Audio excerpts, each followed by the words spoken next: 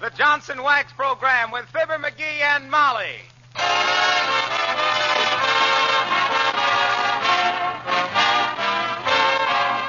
The makers of Johnson's Wax and Johnson's Self-Polishing Glow Coat present Marion and Jim Jordan as Fibber McGee and Molly with Bill Thompson, the King's Men, and Billy Mills Orchestra. The show opens with Louisiana Hayride.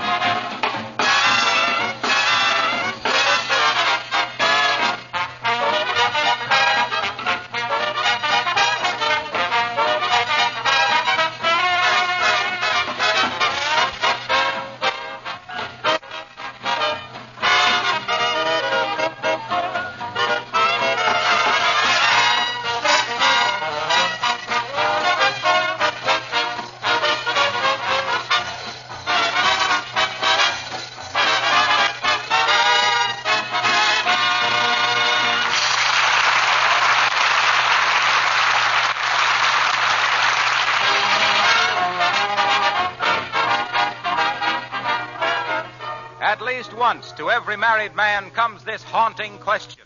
Button, button, who's got a button? And here, with a buttonless shirt in his left hand and pointing an accusing finger at his spouse with his right, we find Fibber McGee and Molly. What's more, I'm getting pretty tired of finding my shirts with no buttons on them. Do you realize, Mrs. McGee, that this is the third time that this has happened? When were the other two times? Well, once was in June of 1908, and the other time was 1917, the Army turned me down on account of flat feet. In 1918, they took me anyway. It was in 1919, that's when it was. Or was it? Oh, never mind, dearie. Hand me my sewing basket, and I'll sew a button on that shirt. Okay. Wow.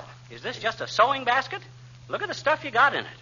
A Reader's Digest, bag of gumdrops, deck of cards, a radio script, a compact... Well, look! A hard-boiled egg. That's a china egg, foolish. I use it to darn socks. Oh.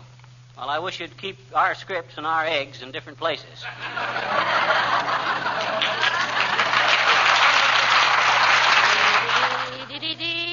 Oh, come on, Molly. Hurry up. I got to get downtown on important business. What important business? I don't suppose you think it's important who's going to be the next president of the United States. Why, certainly it's important, but what have you got to do with it? Oh, I'm going to meet the fellows in front of Joe's Tavern, and we're going to discuss it. Oh. I see. The pool room primaries. You always... Oh, McGee. Now what? I haven't any white thread. I'll have to run over to the 10-cent store and get some. All right. Get ready and come with me. Okay. Now, hurry. Well, I can't hurry any faster. Well, why not? I'm putting on this turtleneck sweater, and it's slowed me down. Always fuss about a little white thread. Hey, Molly. Molly, it's too warm to wear that fur coat. Oh, it's never too warm to wear a new fur coat, dearie. Anyway, if it gets too hot, I'll just close my eyes and remember how much it cost. That always gives me a chill. Well, let's go. I think I'm going to be a success in this fur coat, dearie. What you mean? I just saw the curtains twitch in Mrs. Gildersleeve's front window. She stands in the window all day and checks up on the neighbors. When she was younger and her hair was redder, they called her the Orange Pico. Hey, look, Molly, here comes Mrs. Uppington. Oh, goody. I was hoping we'd meet her today. Goody? Oh, I see, on account of the new fur coat, eh? Yes. And if it doesn't make her face fall farther than they lifted it the last time, I'll be... Oh, how do you do, Mrs. Uppington? So nice to see you. Oh, how do you do, Mrs. McGee? And Mr. McGee? Uppy, as the amateur ski jumper says when they asked him how the takeoff looked, hi. Isn't it a simply lovely day to be... Oh, my dear. Oh, what a gorgeous fur coat. Here it comes. Fur coat? Oh, yes, this. Ah, yes, it's just a little thing I had made up to bum around in. It's a Siberian chinchilla. Really? Oh, you had it made? Oh, then it's yours. Why, of course it's mine. I got it at the same place where you got the ermine wrap you wear at the opera. You know, the one you always have sent home on approval.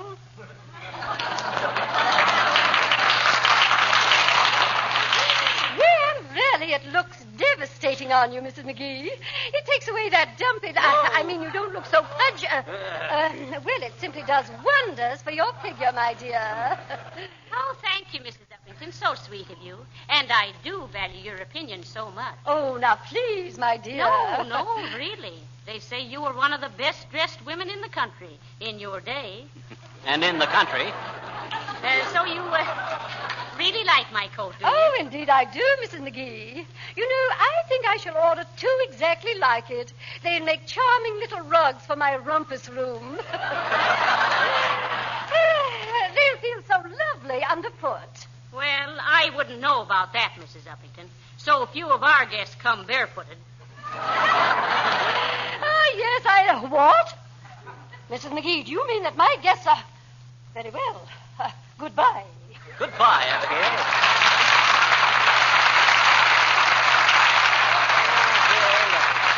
You should have got a pilot's license with that coat, Molly. I thought the fur was going to fly any minute. I'm kind of sorry, though, that you and Uppy ain't better friends. Why, McGee? Well, you 2 girls could have such a lot of fun together, hunting mice. Are you inferring, Fibber McGee, that your wife is catty? Oh, no, but it wouldn't surprise me to see you 2 sitting on a back fence some moonlight night singing a duet. Now, look here, dearie. If you think I'm going to stand here and listen... Why, McGee, you're catching cold. Oh, no, I ain't either. Why, you must be. Your eyes are watering and your nose is all red. Oh, that don't prove anything. Your Uncle Dennis always had a red nose and watery eyes, too, and he didn't have a cold. We won't discuss me Uncle Dennis. Okay. I think he's pretty unspeakable myself. Dad, rat to dad. Oh, there, Mr. McGee. Oh. Hello, McGee. How do you do, Mr. Gildersleeve? Oh, hi, Throcky. What are you sniffling for, McGee? You got a little cold? Who, me? Oh, no, I'm just rehearsing for a masquerade party tonight. I'm going as a bird dog. A bird dog, eh? You know, McGee, I'm sorry you're not a bird dog. Huh? Oh, I'd love to walk along behind you with a shotgun. Oh, yeah? Well, look here, Gildersleeve. You hear that, Mr. Gildersleeve? Don't you think McGee should go home and take care of that cold? I certainly do, Mrs. McGee. You know, I take him home, give him an ice-cold shower, let him take 20 long breaths in front of an open window, then pile into bed with just a sheet over him and an ice pack on his head. Oh, heavenly days. Go on, that'd kill me. Yes. I believe it would, McGee. Well, I didn't expect any sympathy from you, Gildersleeve. You got about as much tenderness as a nightclub sirloin. Is that so? Yes, that's all. And you deserve about as much sympathy as a tarantula with a toothache. Oh, yeah? You Yes. big barrel. Oh, all right. Break it up here, boys. Break it up. Well, McGee, are you going to do something about that cold? Yes, and I think the first thing I better do is get out of this big wind that's blowing around here. what you really ought to do is go home and get a coat on, McGee. That turtleneck sweater you've got on is terrible. Don't tell me what to wear, Gildersleeve. I know clothes. Yeah. I've been known as a snappy dresser all my life. Why, even as a tiny baby, I can remember my nurse showing me off to people and saying, "Ain't he a dapper little fellow?" Dapper Diaper McGee, I was known as. Dapper Diaper McGee, the ding-dong daddy of doggy dressers, devastating dimpled debutantes as I dined and danced from dawn to dusk in my devilish dandifying diggity-duds, duked in denim or dolled up in dinner dress with diamonds dangling from my digits, drawn dirty digs from disappointed dumbbells that didn't dare dude up in decent dry goods, and doggone if I wasn't disgusted and derided from a dilly drapery from Dutch Guiana's dells of death to the take it, Billy. I'm out of breath.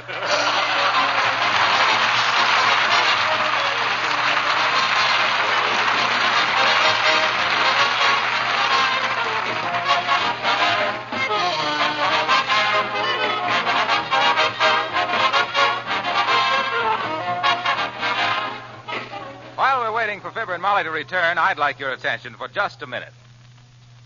Here's some great news from Racine. Listen to this letter.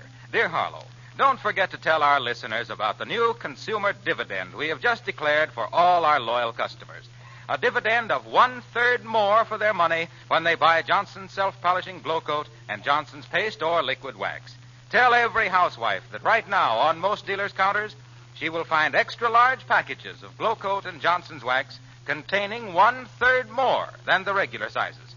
She pays only the regular price. The extra 1/3 is her free consumer dividend. Tell her we declared this dividend in appreciation of the way she has been buying these famous polishes. This offer is good on all important sizes, pints, pounds, quarts, gallons, and so forth, but only while the supply of these extra-large packages lasts. Tell her to hurry if she wants to get 1/3 more free next time she buys Johnson's glow coat or Johnson's paste or liquid wax.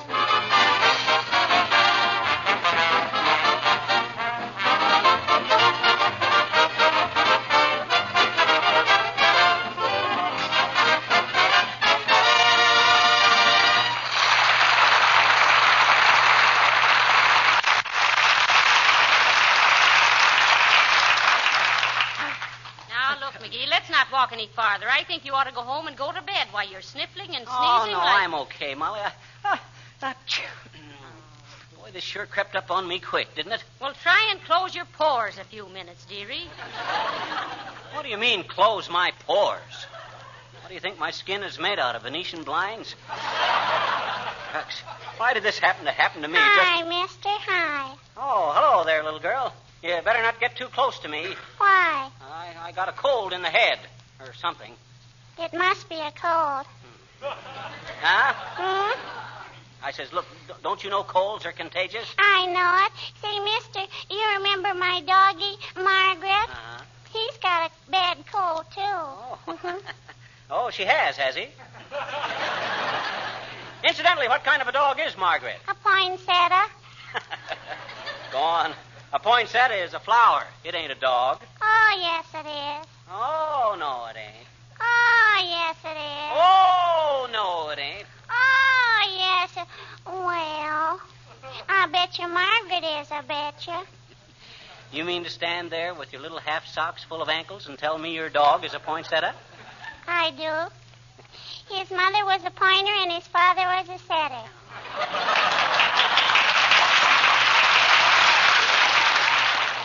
Hey, mister, will you give me a job after school, please, will you? Go on. What could a kid your age do? Take care of your baby. We haven't got a baby. If we had a baby, I'd be glad to help you out. Oh, that's okay, mister. I'll bring my little brother and take care of him. I got a job. Hey,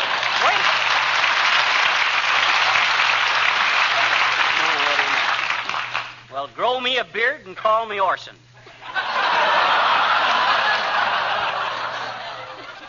You hear that, Molly? She's going to bring up... come on, McGee. I think it's time you did something for that cold. Maybe I had better get a checkup, Molly. What doctor shall we go to? Well, there's a doctor's office right over there. Huh? You see the sign? Dr. Snaffle? Well, hello there, folks. How's everything? I got a bad cold. By the way, Mr. Wilcox, what do you know about that Dr. Snaffle across the street? Oh, he's all right. Great hand with animals. Animal? What? Oh, he's a horse doctor. Sure, but he'll take care of you, Fibber. You're full of horse feathers. You see, he being a doctor, I often talk to him about Look, how... Harlow, hey, let go of me. Oh, what's the idea, Mr. Wilcox? If you pull the neck of that sweater over his face like that, he'll smother. Oh, no, he won't. But I wanted to tell you how I sold Johnson's wax to Doc Snaffle. I said, look, Doc, being a doctor, you've got to have an office that's not only immaculately clean, but can be kept clean with very little effort. Just a minute, Fibber, just a minute now. I told him that Johnson's wax would cut his office cleaning down to a minimum and would give that instant impression of gleaming, polished sanitation so important to a doctor's office. Quiet, be quiet. No dust, no fingerprints, everything sealed against dirt and dampness. Shut up a minute. So I sold him a big order of Johnson's wax. Okay, Fibber, what were you saying? Dreaded luck. What's the idea? Pulling my sweater over my face and me with a sneeze coming on. Well, look. The way Johnson's wax beautifies and protects floors and furniture is nothing to sneeze at, and you know it. Well, I hope it's nothing trivial, pal. If I were you, I'd try Dr. Cyclops down in the next block. So long, kids.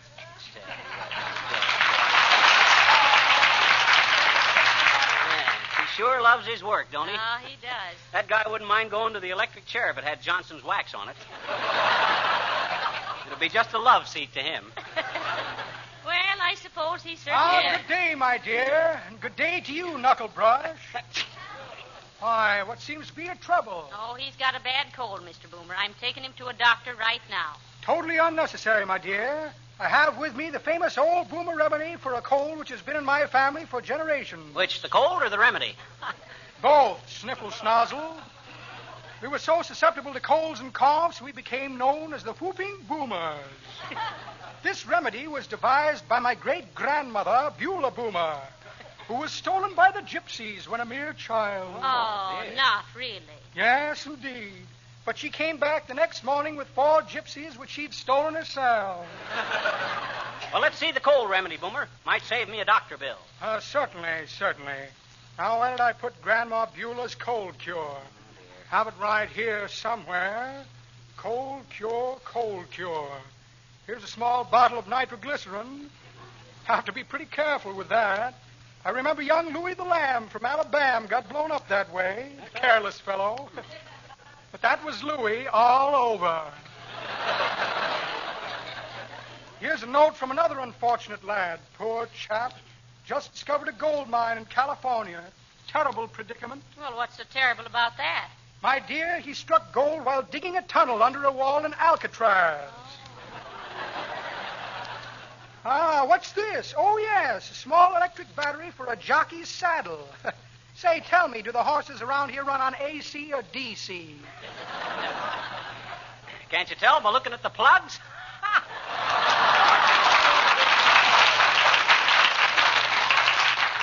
Go scratch yourself, Seabiscuit. Let me see now. Here's an entry blank in the Bob Hope baby naming contest. Odd circumstance. Toothpaste program giving a prize to name a person with no teeth. A check for short beer. Well, imagine that. No cold cure. I must get busy with the Ouija board and ask Grandma for another copy. Good day, my dear. Good day, beanbag.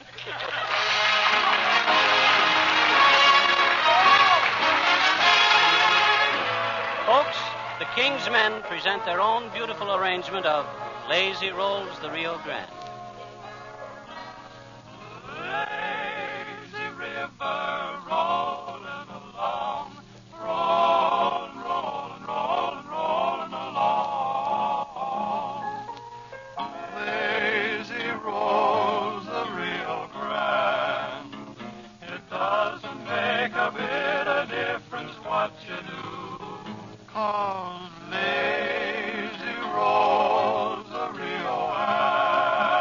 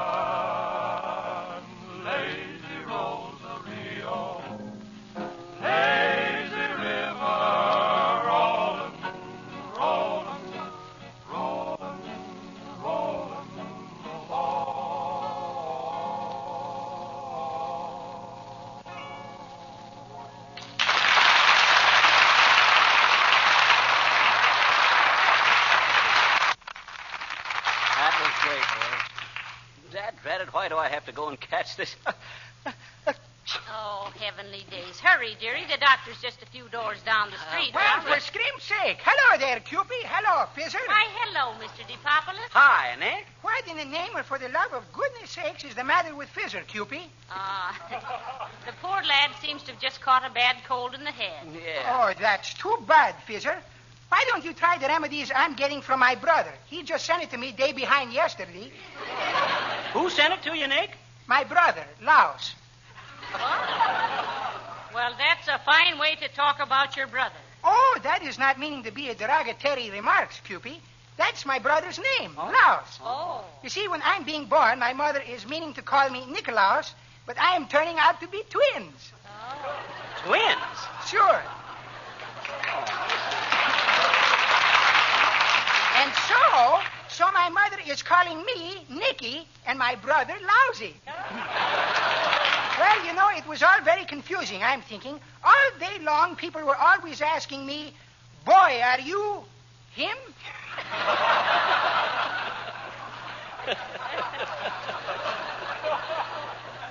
What about that cold cure, Nick? Oh, yes. Well, first, Fizzer, you take a Greek steam bath. Oh, well, what's that? Well, it's kind of a wet hot foot, but all over. Kind of a Turkish bath, eh? Exactly. Only it's entirely different. Oh. With a Greek steam bath, you're leaving all your clothes on. Uh-huh. It wouldn't hurt that suit a bit. Well, is that all there is to it? No, then you're going right to bed and lay all night between the spring and the mattress Between the spring and the mattress. What's that for? to press the suit. Then in the morning, you're taking 3 pills. What kind of pills? Personally, I like the round ones. And then you're taking hot eggnogs, and believe me, you're feeling like a different man. Sounds very efficacious. Oh, what's the difference how it tastes, Cupid? Can you remember all those directions, Fizzer? Sure. A Turkish bath, a good night's sleep, a few round pills, and a hot eggnog. That sounds like a marvelous remedy. I'll say it does. See, it does, doesn't it? I wish you would write it down for me sometime in case I'm getting a case of influenza. And thank you very much for telling me about it. Well, so long, Fizzer. So long, Cupid.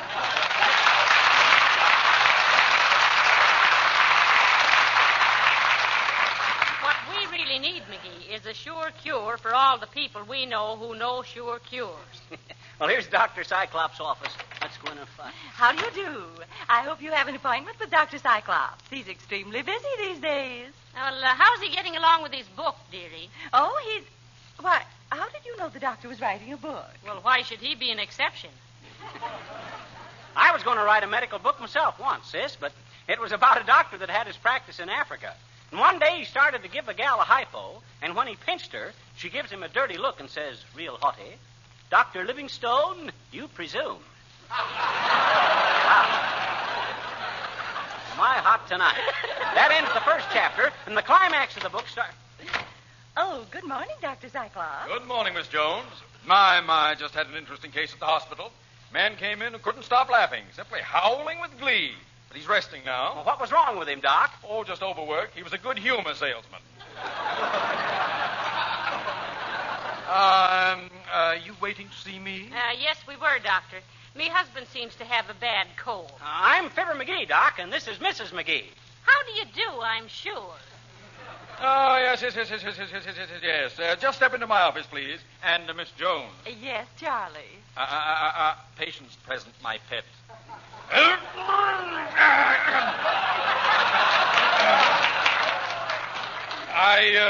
If Mr. Dobson calls again, tell him it is medically impractical to build up the fatty tissue in any particular location. Yes, sir. Tell him that if he must go to the doubleheader baseball game this summer, to take a cushion. That's all. Right this way, Mr. McSniffle. McGee. Oh, yes. May I leave me fur coat with you, nurse? Certainly, madam. Oh, thank you. Go ahead, Doctor. Sit down, please. Yes. Now then, Mr. McGee. Yeah? You say you're a good humor salesman? Yes. No, I ain't a good humor salesman. That was the other case. Remember? Oh, yes. Now, look, Doctor. Me husband is suffering from a cold in the head. Will you please examine him? Of course. Pulse, please. Yes. Pulse normal. Stick out your tongue. Show him how you can wiggle your ears, too, dearie. How am I, Doc? Well, it's hard to tell. Ever had appendicitis? Any history of green apple colic? Bicycle knees? Feel any stiffness after seeing Gone with the Wind? Well, I'll tell you. Hey, Molly. Hey, look. I ain't got a sign of a cold now. I ain't even sniffed for 5 minutes. Mr. McGee is right, Mrs. McGee. He's in sure. perfect health. Yeah. No fever, no cold symptoms whatsoever. No, boy, do I recuperate. I'm an easy bruise, but a quick heal.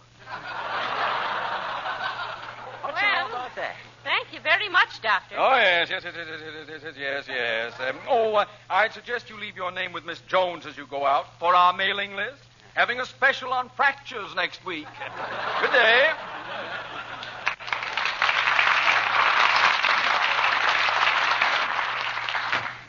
Well, thank you for watching me fur coat, dearie. And I'm glad to say there's nothing wrong with me husband. Hold me coat, McGee. Okay. You see, sis, it was probably just some temporary Oh, Dad. I thought that doctor says there was nothing wrong with me. Oh, dear Lord. Well, if that's what the doctor said, you can depend on it, sir. Oh, yeah? I suppose you think I go around sneezing for my own amazement. Oh, no, sir. But you might be allergic to something. That would give you the same symptom. But McGee isn't allergic to anything that we know of. No, the only thing I was ever allergic to in my life was rabbits. That's right. Yeah. Rabbit fur always did make you sneeze. Hey, rabbits! Hey, Molly, rabbits! Don't you get it? Get what? That fur coat. It's rabbits. You got gypped. What? I don't believe it. That ain't a Siberian chinchilla. It's just a house and pepper house coat. Don't you get it, Molly? I says it ain't Siberian chinchilla. It ain't Bunny, McGee.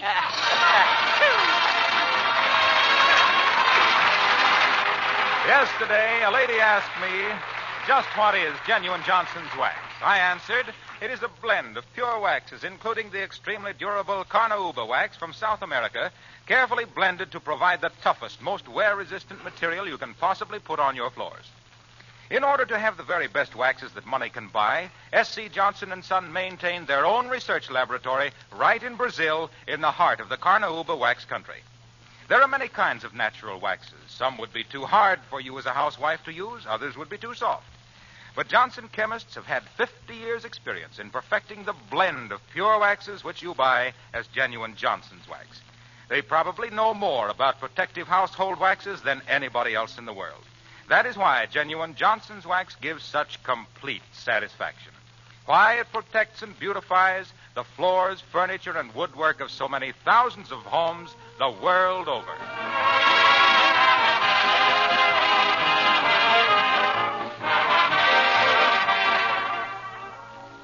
McGee, what's that crate of potatoes on the back porch? Where'd they come from? Oh, didn't you know, Molly? Governor Batolfson of Idaho sent us them. Oh, no, really? Sure. Remember how we mentioned my Uncle Spud McGee of Pocatello, Idaho, a couple of weeks ago? Yes. Yeah. Well, Idaho appreciated the plug and sent us a box of potatoes. Well, isn't that nice? Yeah. So next week, we're kind of planning on writing a show around one of the big automobile plants in Michigan. Like, for instance, Cadillac or Lincoln. Oh, wonderful. Are you listening, Governor Dickinson? Yeah. Good night. Good night, all.